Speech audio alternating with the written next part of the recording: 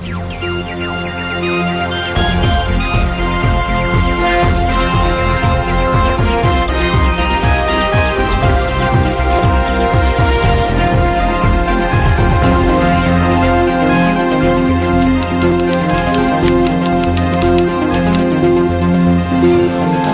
there and a very good evening to you. This is Primetime News. I'm Sonali Vanigabadage.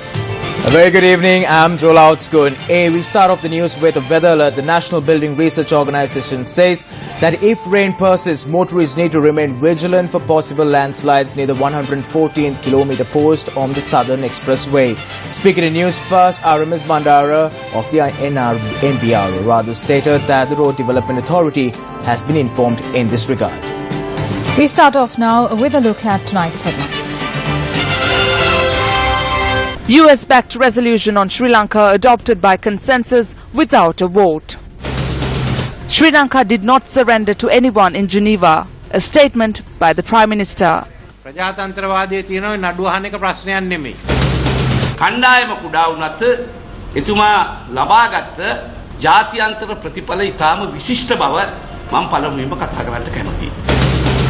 School student and another individual arrested as suspects in murder of Sara released. The resolution sponsored by the United States on Sri Lanka, titled Promoting Reconciliation, Accountability and Human Rights in Sri Lanka, was adopted through consensus in Geneva without a vote. This resolution seeks to support Sri Lanka's path to a lasting peace, built on a foundation of justice and accountability. We urge all the member states to join the co-sponsors. We have witnessed important changes in Sri Lanka since January, which have made today's consultative, constructive resolution possible. The goal of this resolution and of our efforts here in Geneva is to help Sri Lanka undertake a difficult but essential journey. Subsequently, the President of the Council informed that more countries will co-sponsor the resolution. I have been informed by the Secretariat that there are 25 additional co-sponsors. While this is the fourth resolution of this Council with this title, it is the first to have received the co-sponsorship of the Government of Sri Lanka. This is a truly historic development for Sri Lanka and for this Council. I wish to express the United Kingdom's sincere appreciation to the Government of Sri Lanka and to the Sri Lankan delegation in Geneva for their constructive engagement on this text, which has led to the draft resolution we have before us.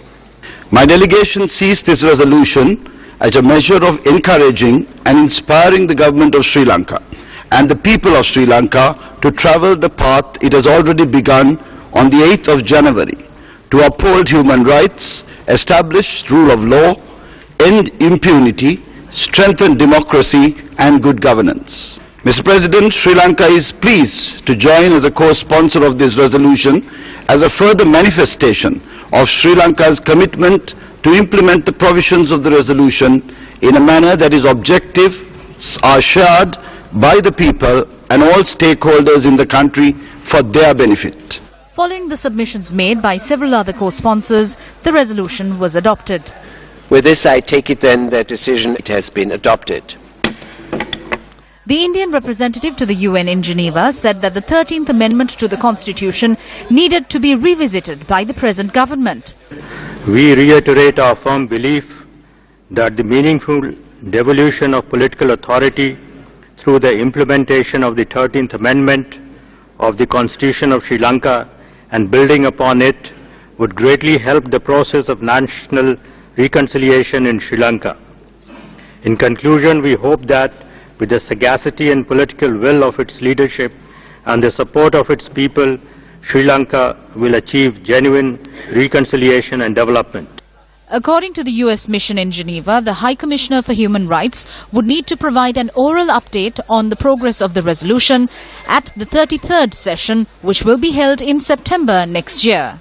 Prime Minister Ranil Wickremesinghe says that as a result of the positive response received with regard to the Sri Lanka at UNHRC in Geneva, the country should be in a position to obtain the GSP Plus concession expediently. The Prime Minister made this statement at the UMP party headquarters, Sirikota. A meeting of the United National Party trade unionists took place today under the auspices of Prime Minister Ranil Wickremesinghe. අපි මොකද්ද කරේ ජෙනීවාවේ? We did not surrender to anyone in Geneva. There was no need to do so. We only had to surrender to the people of this country. The sovereignty lies in the people. Cases cannot be looked into without the existence of democracy. If there's democracy, there will be no point in looking into cases. What we need to do first is to create national unity and reconciliation. We need to bring about reconciliation in order to understand the truth. Our mechanism is not just to go to a court. We need to look into what happened to the persons who were reported missing. An office will be opened soon. That office will inquire into the disappearances that took place, which will not be limited to 2009 and thereafter and even today. What happens when one is reported missing? First, you need to look into what happened. Is there a case? And if so, conduct an inquiry. There will be a separate office of legal counsel for that. That office will direct the matter to the Commission, and the Commission is vested with the task of ascertaining the truth. We have something new, that is the Compassionate Board, consisting of religious leaders. They will decide what matters to take up. That has a local mechanism under the Constitution. Once this is resolved, we will be able to obtain the GSP Plus concession. We can have FTA with China and also reach understanding with India on economy and technology.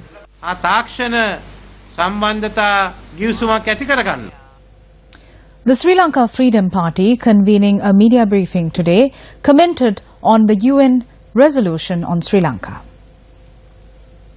ජනාධිපති මහින්ද රාජපක්ෂ මැතිතුමා වෙනදා ගියා හැම වෙලාවෙම. Then President Mahinda Rajapaksa used to travel to New York on previous occasions. I've also accompanied him being there. This time President Maithripala Sirisena visited New York for the UN sessions with a small group.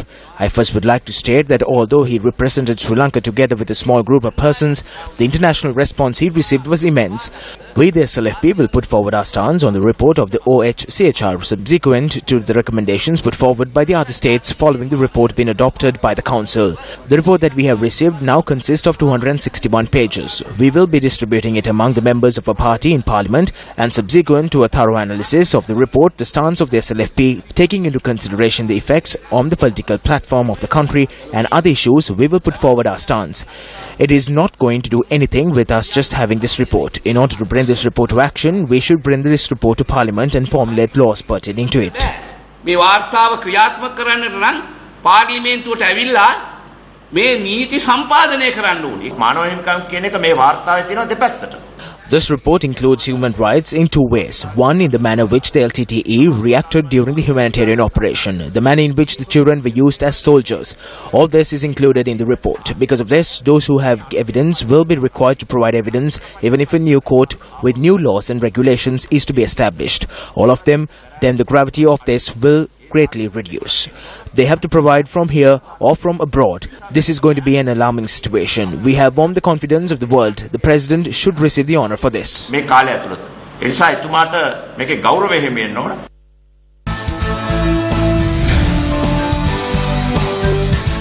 On to a developing story this evening, the 17-year-old school boy and another individual who were arrested and remanded over the murder of Sara were released by court today. Court ordered for their release as the DNA samples did not match to the ones found at the crime scene. Whilst the relevant DNA report was submitted to the Minuwangoda Magistrates Court yesterday, the Criminal Investigations Department also requested court to take up the case today. When the case was so taken up, it was revealed that the DNA samples from the suspects, that is, the 17-year-old boy and the 33-year-old father of one who were arrested over the crime, did not match to the DNA obtained from the crime scene. When the suspects were produced before the Minuwangoda Magistrates Court this afternoon, the CID informed court that as the DNA evidence was not compatible, there was no other evidence against them. After considering this, Minuwangoda Magistrate Ron Patharana ordered for their release.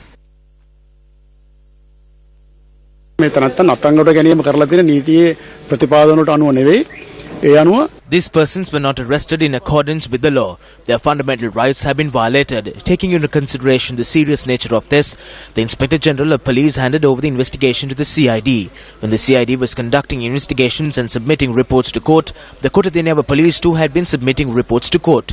This created an issue in court as to who was conducting the investigations. It was made clear today that the Kottadeneyawa Police had acted in a manner misleading courts and obtained orders. That was made clear by the report submitted by the Criminal Investigations Department today. The chief suspect in the murder of Seya Sademi, Dunesh Priyashanta, also known as Kondeya, was arrested on the 23rd of September and is currently in remand custody.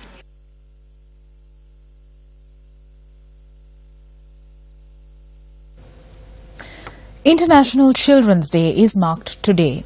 Sri Lanka celebrates Children's Day under the theme, A Benevolent Land That Dazzles the World with a Child-Friendly Environment. The national event to mark International Children's Day was held under the auspices of Chandrani Bandara, Minister of Women and Child Affairs. Vijayakala Maheshwaran, State Minister of Child Affairs, and Deputy Indian High Commissioner A. Nadarajan participated. At present, many are not sensitive to the smiles and the tears of the children. This can be seen in Sri Lanka and across the world as we receive reports of abuse against children on a daily basis. When children are arrested on suspicion, you must think about their future as well. They need to be protected until they are proven as suspects. We need to act with greater responsibility.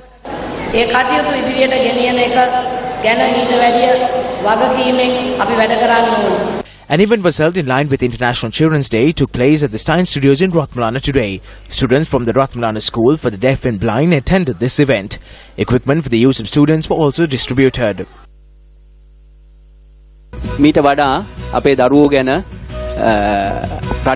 We need to be more attentive about our children. The opportunity has arisen for us as a media institution be committed towards this. We are prepared to work towards ensuring the safety and the future of the country's children.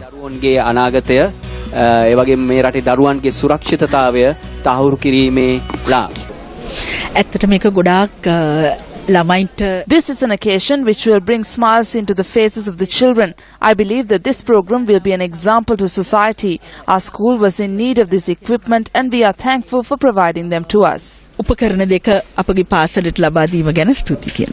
In more local news this evening, a group of visitors to the Min Area National Park met with an unexpected incident. The entire incident was recorded on the camera of a News First. Your reporter, take a look.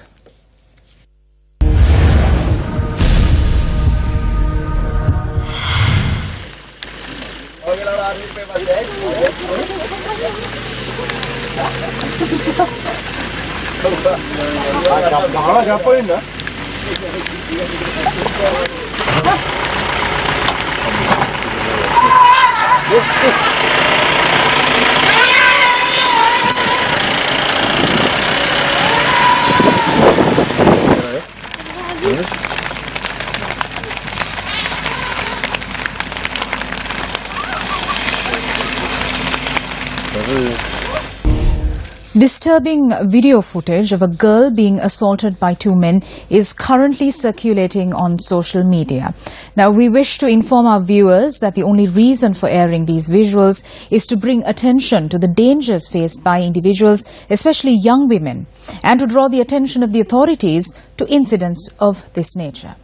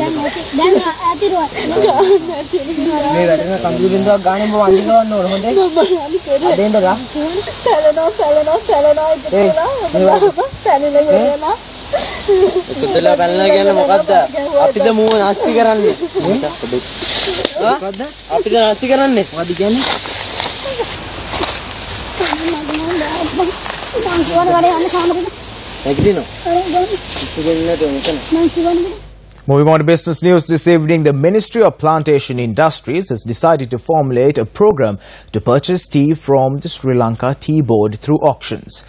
Addressing the media today, Minister of Plantation Industries Navin Dissanayake said that this program will be implemented to stabilize the tea prices, which had seen a significant decline in the recent past.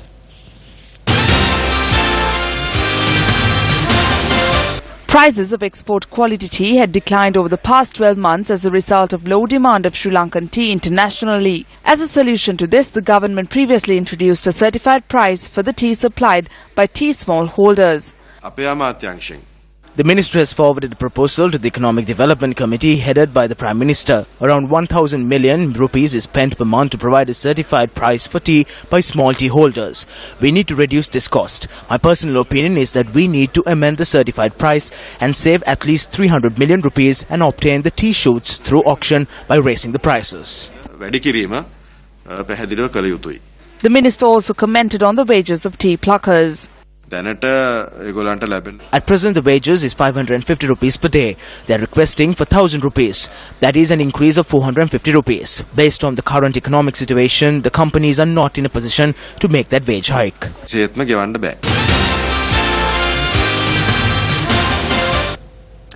11th death anniversary of Sri Lankan actor and film director par excellence Gamini Fonseka was marked yesterday. An event to mark the 11th death anniversary of late Gamini Fonseka was held at the National Film Corporation. A distinguished gathering including Dr. Sara and Minister Kayantha Karuna Tilaka were present at the event.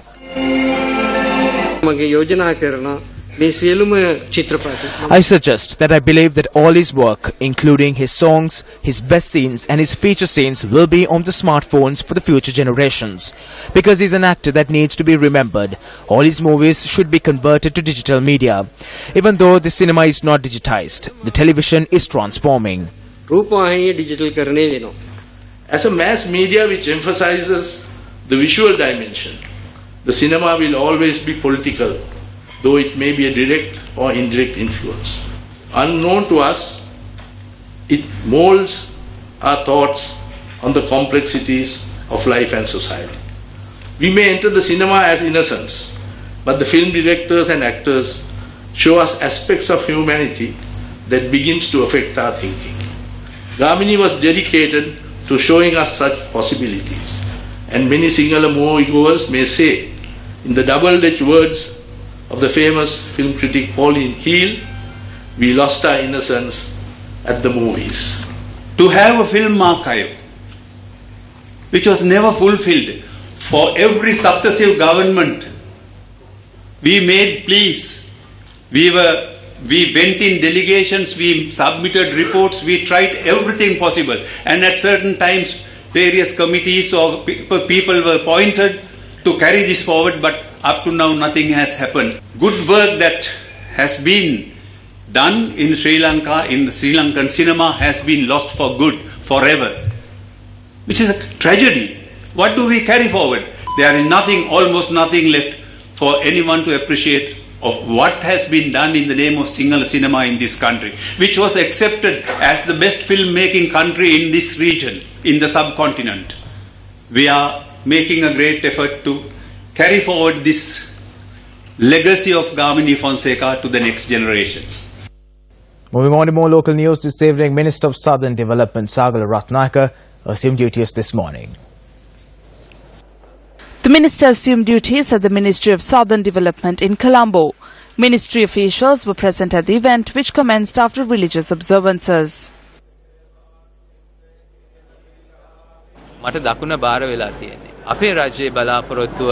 I have been handed the South. The hope of our government is to develop the South, not only with the people of the South or the people who left to Colombo or the people of the whole country. We will attract the international community to the South, and together we will bring about the prosperity of the South to everyone. Especially the Hambantota airport and the harbour has become a burden to the country and to the people. We will reduce this burden. We will create an industrial zone around.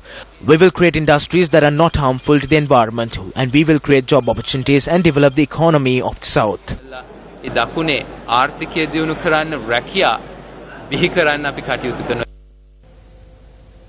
Opposition leader R. Sambandhan, speaking at the Tamil Literary Festival at the St. Patrick's College in Jaffna, expressed the following views on a political solution. The Tamil people in Sri Lanka have an issue as a result of justice and equality not being meted out. That is why the international community is focused on us more than ever before. We believe that the resolution as the United Nations Human Rights Council will be adopted by a consensus. The USA, India, Russia, Japan and the other Western nations and Asian and African nations have come forward to support it. The Sri Lankan government is also a co-sponsor of the resolution. After the resolution is passed, we will make attempts to fulfill those recommendations. There needs to be a political solution. It needs to be one that can be accepted by the people. It needs to be a permanent solution as well as a practical solution. Our people need to see this solution as one that will come through sovereignty. Come next year, there will be a political solution. If that solution is one that was dreamt by Selvanayagam, we will not think twice in supporting it.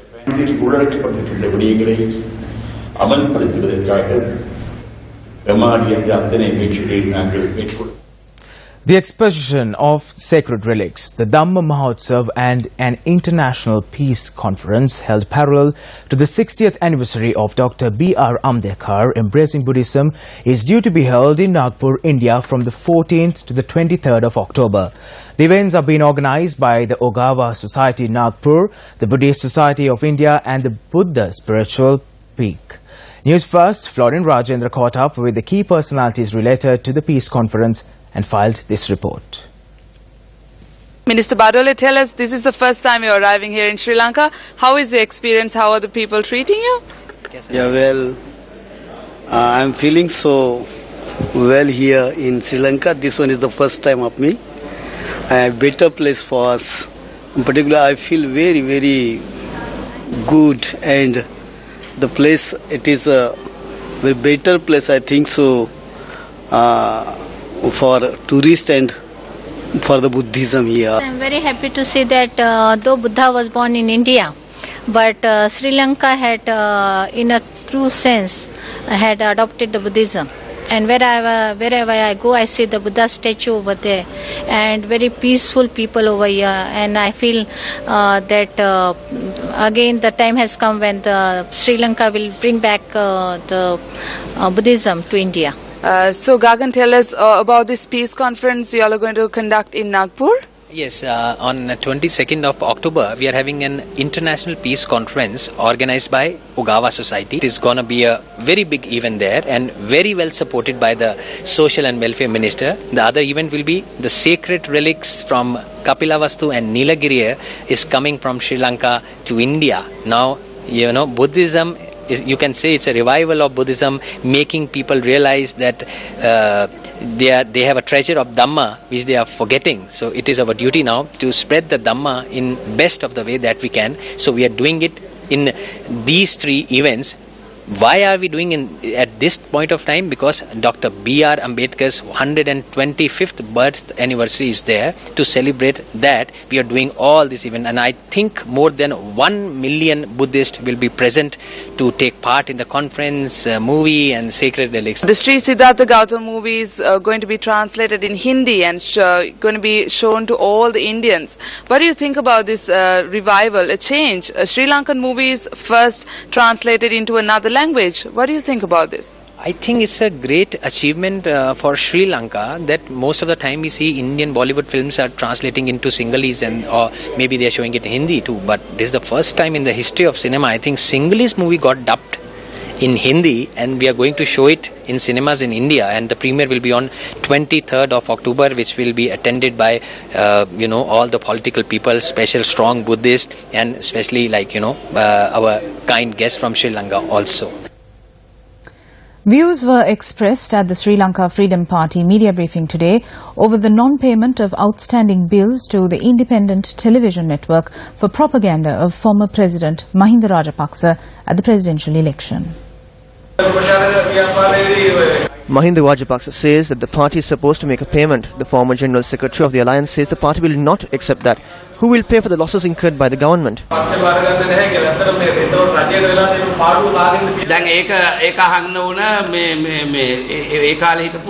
You need to ask that question from the former treasurer. I am only the vice chairman. I did not oversee any such election expenses.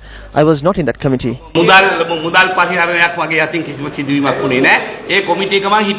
Isn't this passing the ball to one another? This is not something like that. The media institution needs to know who placed that order. They need to look into this. Every child born to this world is considered a blessing.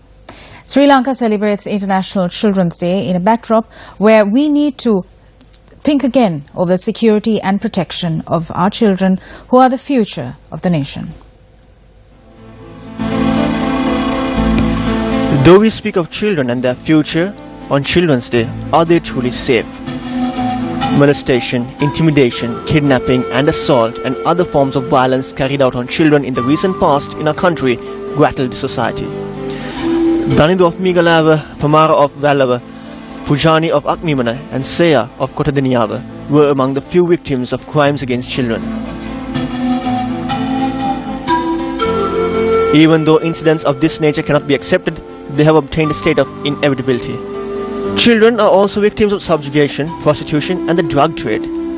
Assaulting children is unacceptable. However, incidents where children are victims of assault and other forms of violations are heard very often.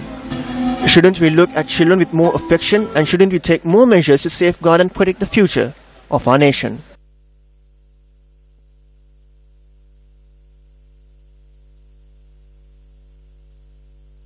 Of course, law alone or the legal system alone is not going to prevent child abuse completely.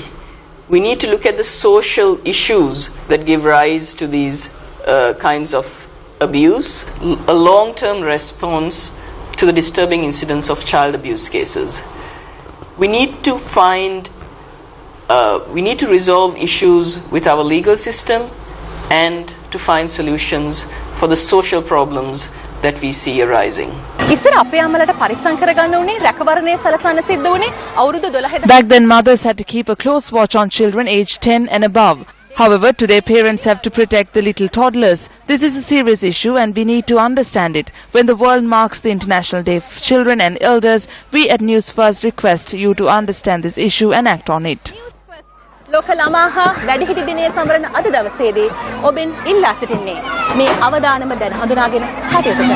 on that note, we wrap up the news for tonight. Thank you for joining us for the Newsfirst team. I'm Joel Outscore. I'm Sonali Vanagabadage. Good night. Good night.